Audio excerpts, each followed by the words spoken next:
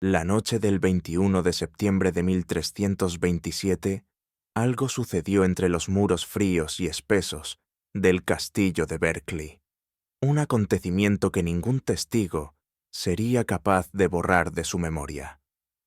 No se trató de una batalla ni de un levantamiento abierto. No hubo enseñas ondeando ni declaraciones solemnes, sino un único sonido, un alarido largo y devastador que pareció atravesar la piedra, como si las propias paredes hubieran aprendido a prestar atención. Los guardias que vigilaban las murallas no alcanzaron a ver nada, aunque comprendieron de inmediato que aquel llanto no era propio del dolor habitual. Era un lamento que evocaba destrucción total, un final pensado no solo para extinguir una existencia, sino también para anular su significado. Ese grito no marcaba únicamente la caída de un individuo, sino la aniquilación simbólica de un soberano que había llevado la corona de Inglaterra, un rey que durante años había sido visto como frágil, inapropiado, incómodo para su época. Esa noche, en una cámara oculta bajo el castillo, el poder decidió clausurar un capítulo embarazoso de la historia inglesa sin dejar señales visibles. Lo que estaba ocurriendo no era una simple eliminación silenciosa, sino un mensaje cuidadosamente diseñado para las generaciones venideras. Eduardo de Inglaterra, recordado como Eduardo II, había sido apartado del trono meses antes. Ya no gobernaba, ni estampaba decretos, ni dirigía ejércitos. Aún así, seguía resultando peligroso, no por su fuerza, sino por lo que aún representaba. Un rey vivo, aunque derrotado, podía transformarse en un emblema. Y los emblemas, dentro de la política medieval, inspiraban más temor que las propias armas. Por eso, su destino debía ser definitivo, y al mismo tiempo, invisible. Tenía que parecer natural, inevitable, casi compasivo ante los ojos del pueblo. Los rumores comenzaron a correr, incluso antes de que despuntara la luz. En las aldeas cercanas, algunos afirmaron haber escuchado ecos imposibles, sonidos que parecían no brotar de una garganta humana, sino de algo más hondo, más primitivo. Durante generaciones, se hablaría de aquella noche como del instante en que el castillo mismo pareció gritar. La versión oficial, sin embargo, sería sobria y escueta. El rey había muerto, nada más. Pero tras esa frase neutra se escondía una verdad inquietante. La muerte de Eduardo II no fue casual, ni un simple desenlace político. Fue la culminación de años de tensiones que se acumulaban alrededor de una pregunta que pocos se atrevían a pronunciar. ¿Qué ocurre cuando un monarca no encaja en el modelo que su tiempo exige? En una época en la que la virilidad real se medía en campañas, dominio y descendencia, Eduardo fue visto como una anomalía peligrosa. Esta historia no nace en Berkeley, ni siquiera en la noche de su final. Empieza mucho antes, en el instante mismo de su nacimiento, bajo la sombra de un padre temido y admirado, dentro de una corte que jamás perdonaba la diferencia. Para comprender por qué aquella noche resultó necesaria para tantos, debemos retroceder y observar cómo un príncipe destinado al trono fue, paso a paso, convertido en una advertencia viviente. Eduardo de Caernarfon vino al mundo el 25 de abril de 1284, en una realidad que ya tenía preparado para él un papel rígido y sin posibilidad de negociación. Era el cuarto hijo de Eduardo I, el monarca que la historia recordaría como el martillo de los escoceses, un rey moldeado por campañas interminables, temido por sus oponentes y respetado por su dureza, incluso en sus propios territorios. Desde el comienzo, el joven príncipe creció bajo una sombra colosal, una presencia que definía lo que significaba gobernar en la Inglaterra medieval: disciplina, conquista y autoridad sin fisuras. La niñez de Eduardo estuvo atravesada por una contradicción silenciosa. Mientras su padre pasaba largos periodos en el norte, sofocando rebeliones y asegurando fronteras mediante la fuerza, él permanecía en la corte, rodeado de ceremonias, música y labores artesanales. Fue allí donde empezó a mostrar inclinaciones que, aunque inocentes, inquietaban a los tutores y nobles que analizaban cada uno de sus movimientos. Eduardo no sentía interés por el entrenamiento militar ni por la aspereza del combate. Prefería los jardines bien cuidados, construir cercas, el sonido de los instrumentos y la compañía de quienes trabajaban con sus manos. En una sociedad donde el heredero debía aprender a gobernar mediante el temor y la distancia, esa sensibilidad se interpretó como una señal de debilidad. Los cronistas posteriores describirían a un joven príncipe excesivamente cercano, incapaz de ejercer la severidad esperada de un futuro soberano.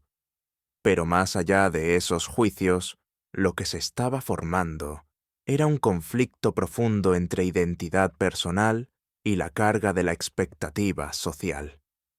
Eduardo no rechazaba la corona, aunque tampoco lograba encarnar el ideal masculino que la justificaba. La corte medieval estaba lejos de ser un espacio neutral.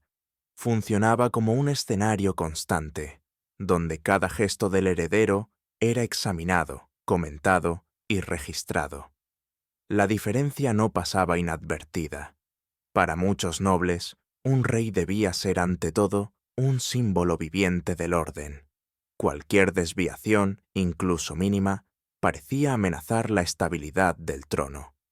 Así, los gustos y amistades del joven príncipe comenzaron a interpretarse no como rasgos personales, sino como señales de un riesgo futuro.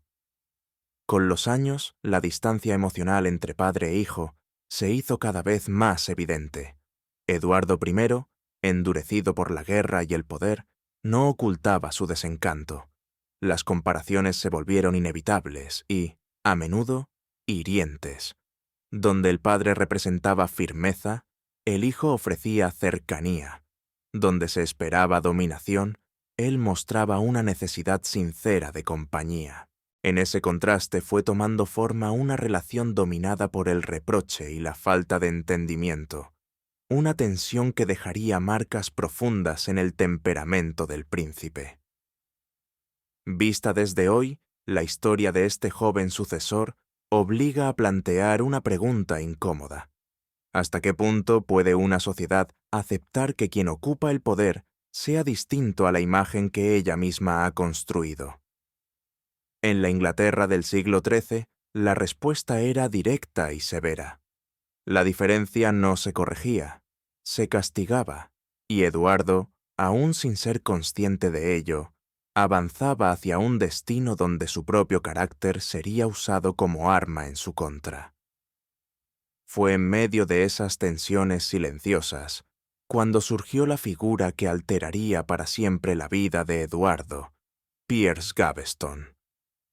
Procedente de Gascuña y con un origen relativamente modesto, Gaveston no formaba parte del círculo cerrado de las grandes casas inglesas. Tal detalle hizo que su presencia resultara aún más provocadora. A los ojos del joven príncipe, él representaba algo completamente distinto a la corte rígida y vigilante: cercanía, lealtad sin cálculo y una complicidad que no exigía disimulos. Para muchos otros, en cambio, era un recién llegado que había encontrado un acceso directo al corazón del heredero. Desde el principio, la relación entre Eduardo y Gaveston despertó miradas.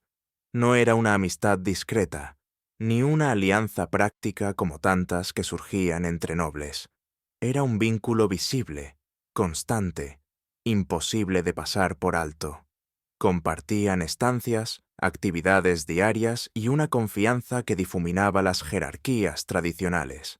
Los cronistas, incómodos, emplearon eufemismos y silencios elocuentes para referirse a una cercanía que superaba los límites admitidos dentro de la camaradería cortesana. En aquella corte medieval, la intimidad no pertenecía al ámbito privado. Cada acto del heredero tenía consecuencias políticas. Gaveston empezó a ser visto no solo como compañero del príncipe, sino como un intermediario, alguien que controlaba quién se acercaba, influía en decisiones y ocupaba un espacio reservado históricamente a la nobleza del linaje. Esta percepción encendió todas las alertas. No se trataba simplemente de envidia, sino del temor a que el orden establecido comenzara a quebrarse. Para la mentalidad de ese tiempo, la amenaza no residía únicamente en la cercanía afectiva. Había un miedo más profundo, que el futuro monarca estuviera construyendo su autoridad a partir de lazos personales y no de alianzas formales, en un sistema donde el poder debía circular mediante linajes, cargos y rituales. La idea de un favorito que ascendía gracias al afecto resultaba intolerable. Gaveston se transformó así en el emblema de todo aquello que la aristocracia rechazaba. Eduardo I no tardó en notar el peligro. Los informes llegaban cargados de inquietud y los rumores crecían sin descanso. Para un rey que había cimentado su gobierno en la disciplina y la fuerza, la relación de su hijo con un caballero extranjero constituía una afrenta doble, personal y política. Su reacción fue rápida y contundente. Gaveston fue apartado de la corte y enviado al exilio, una medida destinada a restaurar el orden y confirmar la autoridad del padre. Pero el exilio no destruyó la relación. De hecho, la intensificó.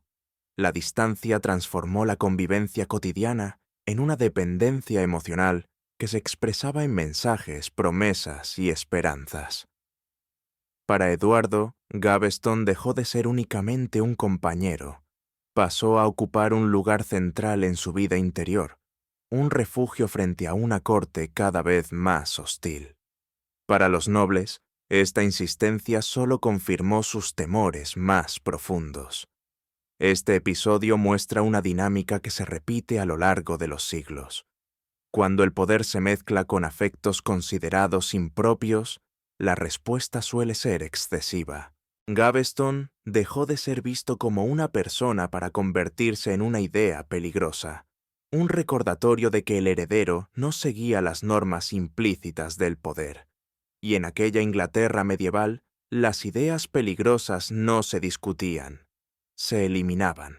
La muerte de Eduardo I, en julio de 1307, abrió una fisura inmediata en el frágil equilibrio que sostenía la corte inglesa. Con apenas 23 años, Eduardo de Caernarfon subió al trono y con un solo gesto dejó claro que no gobernaría bajo el guión que otros habían preparado. Su primera decisión fue anular el exilio de Piers Gaveston. No actuó con cautela ni con diplomacia. Lo hizo volver cubierto de honores, como si quisiera anunciar a todo el reino que aquel vínculo tan cuestionado sería ahora visible y protegido por la corona. El efecto fue devastador. Gaveston no solo regresó a la corte, recibió el título de conde de Cornwall, una dignidad reservada tradicionalmente a miembros de la familia real. Para los grandes señores, aquello no era una simple preferencia personal del monarca, sino una ruptura frontal del orden jerárquico. La ascensión de un extranjero de origen modesto a una de las posiciones más elevadas del reino se interpretó como una ofensa colectiva. La nobleza comenzó a murmurar que se trataba de una usurpación simbólica, un recordatorio de que el trono ya no respondía únicamente a la sangre, sino también al afecto. La tensión alcanzó su punto más alto durante la coronación de febrero de 1308. Ese acto debía consagrar el inicio solemne del nuevo reinado y celebrar el matrimonio diplomático con Isabel, hija del rey de Francia. Sin embargo, lo que quedó grabado en la memoria de los asistentes fue otra cosa. Gaveston ocupó un lugar de privilegio por encima de los varones, lució ropas más lujosas que las del propio rey, y recibió una atención constante que opacó todo el resto. Isabel, todavía casi una niña, observó desde su lugar cómo el centro simbólico de la ceremonia comenzaba a desplazarse. La corona parecía unirse no a Francia, sino a un favorito. Para una princesa formada en la política de miradas y silencios, aquella marginación pública fue una lección temprana y amarga. No representó solo una ofensa personal, sino un recordatorio evidente de su fragilidad dentro del nuevo gobierno. En la corte, la humillación rara vez desaparece, simplemente se registra. Con el paso de los meses, las muestras de cercanía entre el rey y Gaveston se hicieron cada vez menos veladas. Regalos, tierras y privilegios fluían hacia él con una generosidad que agotaba el tesoro y encendía la furia de los grandes señores. Más inquietante aún era la influencia directa que Gaveston ejercía en los asuntos del reino. Controlaba el acceso al monarca, intervenía en nombramientos y permitía burlas abiertas hacia los nobles más poderosos, reforzando la impresión de que el mando real había pasado a otras manos. Para la aristocracia inglesa, el problema había dejado de ser meramente político. Ya se trataba de una cuestión moral y simbólica. El rey no solo ignoraba las normas del gobierno compartido, sino también las expectativas profundas sobre la conducta de un soberano. En un tiempo que exigía autoridad distante y virilidad ejemplar, Eduardo parecía optar deliberadamente por lo contrario, y cuanto más insistía en ese comportamiento, más firmaba la convicción de que su reinado debía ser limitado, corregido o incluso eliminado. La paciencia de los nobles no tardó en agotarse. Lo que empezó como un murmullo de desagrado se convirtió en una oposición organizada, dispuesta a frenar lo que consideraban una peligrosa deriva del reino. En 1310, un grupo de magnates, encabezados por Thomas de Lancaster, primo del rey, obligó a Eduardo a aceptar un consejo de ordenadores. Aunque presentado como una reforma institucional, su propósito real era evidente: restringir la autoridad del monarca y, sobre todo, apartar definitivamente a Gaveston del centro del poder. Eduardo lo aceptó con gran resistencia. La presión no provenía solo de la política, sino también del ámbito militar. El reino estaba dividido, y el rey carecía del apoyo necesario para imponer su voluntad por la fuerza. Así fue como, en noviembre de 1311, Gaveston fue enviado lejos, esta vez a Irlanda. En apariencia, la medida buscaba restablecer la paz interna. En realidad, era un intento de extirpar aquello que la nobleza veía como una amenaza para el equilibrio del poder. La separación tuvo un efecto devastador en Eduardo. Las cartas de ese periodo muestran a un monarca consumido por la ansiedad, incapaz de gobernar con claridad. Sus mensajes a Gaveston están cargados de urgencia y promesas, como si gobernar sin él se hubiera vuelto imposible. Para los nobles, esta dependencia confirmaba lo que temían. El rey no solo se resistía a obedecer, sino que parecía incapaz de hacerlo de otra manera.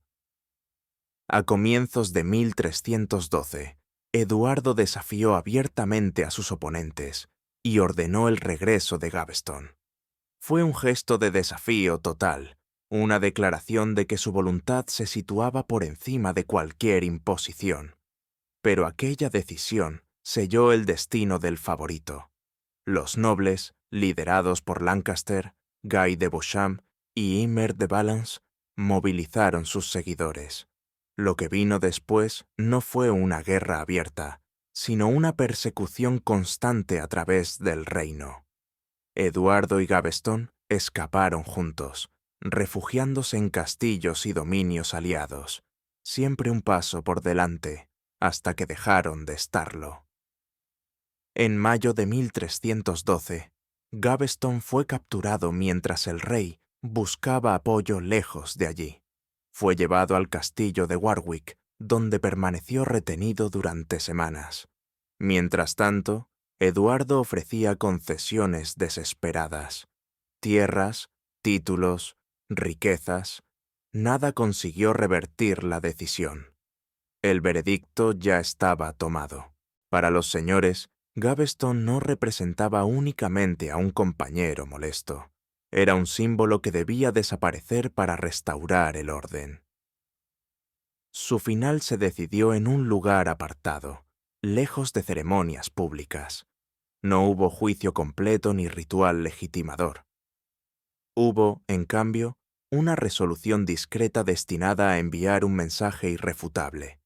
Nadie podía desafiar las reglas invisibles del reino sin pagar un precio extremo. Cuando Eduardo recibió la noticia, quedó sumido en un duelo profundo. Sus contemporáneos describen a un hombre roto, incapaz de concentrarse, atrapado entre la desesperación y la rabia. Pero la desaparición de Gaveston no trajo la estabilidad que los nobles habían prometido. Al contrario, dejó un vacío que pronto sería llenado de manera aún más peligrosa. El patrón no se había quebrado, simplemente iba a repetirse, con consecuencias más graves para el reino y para el propio monarca. Tras la muerte de Gaveston, muchos en la corte creyeron que por fin se recuperaría el equilibrio. Se equivocaron. El duelo de Eduardo no se transformó en prudencia, sino en una búsqueda aún más intensa de nuevas lealtades. En ese ambiente de vulnerabilidad surgió la familia de Spencer, especialmente Hugh de Spencer, el joven, cuya ambición sería más corrosiva que cualquier escándalo previo. Hugh de Spencer no llegó como un simple acompañante. Se presentó como un administrador hábil, un consejero aparentemente indispensable, alguien capaz de leer las carencias del rey y convertirlas en poder. No tardó en ocupar un papel central en la vida de Eduardo, reproduciendo un modelo ya conocido: cercanía continua, privilegios acumulados e influencia más allá de lo razonable. A diferencia de Gaveston, de Spencer actuaba con frialdad meticulosa. Donde el anterior favorito provocaba con arrogancia, él avanzaba con cálculo. La corte percibió aquel viraje con creciente inquietud. Las concesiones comenzaron a multiplicarse, las propiedades cambiaban de dueño con rapidez y los adversarios de Spencer enfrentaban un cerco administrativo y legal que los dejaba sin influencia ni amparo. El gobierno terminó convertido en una herramienta para ajustar cuentas, y la figura del rey volvió a aparecer como subordinada a un pequeño círculo que actuaba en su nombre. El resentimiento se extendió no solo entre los nobles, sino también entre comunidades enteras que veían cómo sus derechos se desmoronaban en beneficio de unos pocos privilegiados. La reina Isabel fue una de las mayores damnificadas de este nuevo orden. A medida que pasaba el tiempo, quedó apartada de las decisiones importantes. Se le negó el acceso a recursos y se intentó separarla incluso de sus propios hijos. Para una mujer formada en la diplomacia de las cortes europeas, aquel desplazamiento no fue únicamente una ofensa, sino una advertencia directa. Comprendió que mientras Spencer continuara junto al rey, ni su seguridad ni la de sus descendientes estaría garantizada. Desde una perspectiva psicológica, Eduardo parecía atrapado en un ciclo permanente de pérdida y sustitución. Cada relación que le proporcionaba consuelo terminaba convertida en una dependencia peligrosa. Incapaz de afrontar el rechazo estructural de su entorno, buscaba refugio en vínculos que le ofrecían sensación de estabilidad y pertenencia. No obstante, esas mismas alianzas alimentaban la impresión de que el rey había cedido su autoridad a terceros. La oposición volvió a reorganizarse. Los barones, cansados de promesas incumplidas, consideraron que Despenser representaba un riesgo aún mayor que Gaveston. Las tensiones estallaron en choques abiertos, exilios forzados y alianzas cambiantes. El reino entró entonces en una etapa de inestabilidad persistente, donde la legitimidad del monarca se veía cuestionada no por una derrota militar, sino por la idea de que ya no gobernaba en beneficio de todos. En este punto, la historia adquiere un tono casi inevitable. Cuando las instituciones fallan y el poder se concentra en manos reducidas, la conspiración deja de ser excepcional para convertirse en un instrumento más. Isabel observaba, aprendía y aguardaba.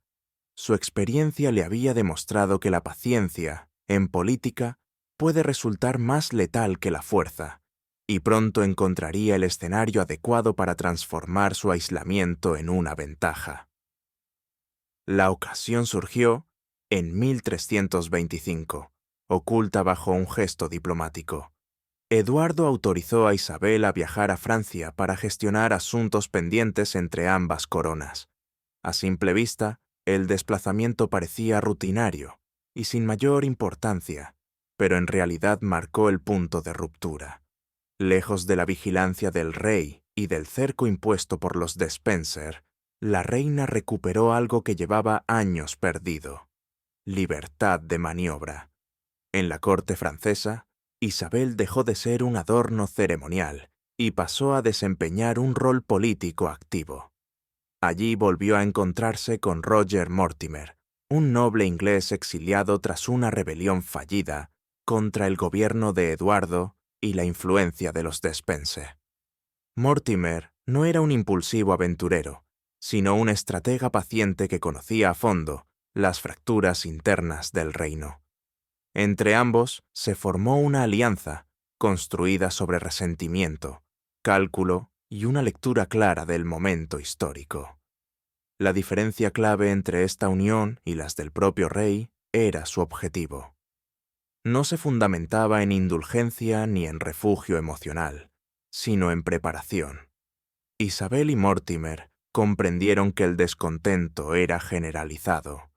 Nobles desplazados, comunidades debilitadas por confiscaciones y una imagen pública del monarca erosionada tras años de un gobierno percibido como dependiente. Decidieron canalizar ese malestar hacia un propósito definido. En septiembre de 1326, Isabel regresó a Inglaterra acompañada por Mortimer y un pequeño contingente armado. No necesitaban más. A su paso, la resistencia se derrumbó. En vez de ejércitos fieles, encontraron aliados. En lugar de puertas cerradas, vieron portones que se abrían. La sensación de que el rey había perdido el apoyo del reino resultó decisiva. En la política medieval, la legitimidad podía evaporarse con pasmosa rapidez. Eduardo y Hughes Despenser el joven emprendieron una huida hacia el oeste, con la intención de encontrar refugio en Gales. No fue una retirada heroica, sino un movimiento marcado por la desesperación. La red de apoyos que los había sostenido hasta entonces se había desintegrado. En noviembre de 1326, ambos fueron capturados. El mensaje no dejaba lugar a dudas. El poder había cambiado definitivamente de manos y no existía posibilidad de retorno negociado. El destino de Despenser se decidió con rapidez. Su castigo fue concebido como una representación del triunfo moral del nuevo orden. No consistió en un arrebato improvisado, sino en una ceremonia calculada para servir de advertencia. El antiguo favorito se convirtió en un ejemplo público, un recordatorio visible de lo que ocurría cuando alguien acumulaba poder y arrogancia más allá de lo tolerable. Para quienes presenciaron la escena, la lección resultó inequívoca y perturbadora. Eduardo, en cambio, fue mantenido con vida, no por misericordia, sino por estrategia. Un monarca derrotado podía ser más valioso que un monarca muerto, al menos por un tiempo. Fue trasladado entre distintos castillos, apartado del mundo exterior, mientras Isabel y Mortimer afianzaban su dominio. En enero de 1327, el Parlamento adoptó una decisión sin precedentes. Declaró depuesto al soberano y proclamó como nuevo rey a su hijo adolescente. La historia inglesa había atravesado una frontera decisiva. Un monarca podía ser reemplazado no solo por la fuerza, sino mediante un acuerdo político. Pero aún quedaba una cuestión sin resolver, una pregunta incómoda. ¿Qué debía hacerse con un rey apartado que todavía vivía? La respuesta sería tan discreta como definitiva. La mera existencia de Eduardo II, aún privado de la corona, seguía representando un riesgo que nadie quería mencionar abiertamente. Un rey vivo, incluso reducido al silencio, conservaba un peso simbólico imposible de ignorar. Podía servir como foco para descontentos o como una sombra que amenazara la legitimidad del nuevo régimen. Isabel y Mortimer comprendían esta amenaza. Su preocupación ya no era solo gobernar, sino impedir que el pasado resurgiera. Eduardo fue trasladado al castillo de Berkeley durante la primavera de 1327. De forma oficial, aquella reclusión era presentada como una custodia honorable, acorde a su antiguo estatus. En la práctica, el aislamiento fue casi total. Separado de posibles aliados, sin acceso a información y bajo vigilancia incesante, el antiguo rey quedó reducido a una existencia suspendida, sin papel ni horizonte. La estrategia parecía evidente: permitir que el tiempo cumpliera un trabajo que la política no podía realizar abiertamente, dejar que el deterioro físico hiciera lo que las instituciones evitaban declarar. Los meses siguientes estuvieron marcados por rumores constantes. Se hablaba de condiciones degradantes, de un entorno concebido para quebrar la voluntad más que el cuerpo. Nada de esto quedó registrado de manera directa, pero el silencio documental resulta revelador. En la Inglaterra medieval, lo que no se consignaba podía ser tan significativo como lo proclamado. Todo indicaba que se buscaba un final discreto, que evitara transformar a Eduardo en un mártir. Sin embargo, el antiguo monarca no desaparecía. Contra las previsiones de quienes esperaban un final lento y callado, seguía con vida. Esa persistencia alteró los planes. La solución debía ser definitiva, pero también imperceptible. El cuerpo tendría que mostrarse después sin señales visibles que provocaran sospechas. En un mundo donde la apariencia validaba la verdad oficial, cualquier marca externa podía convertirse en un problema político. Fue entonces cuando la historia se adentró en su zona más oscura, el ámbito de las decisiones que se tomaban lejos de documentos y juramentos. No existe registro escrito que detalle la orden final, ni una firma que la respalde. Esa ausencia ha generado debates durante siglos. Algunos especialistas hablan de una iniciativa local, otros de instrucciones veladas emitidas desde los niveles más altos del poder. Lo cierto es que, desde ese instante, el destino de Eduardo quedó marcado de forma irrevocable.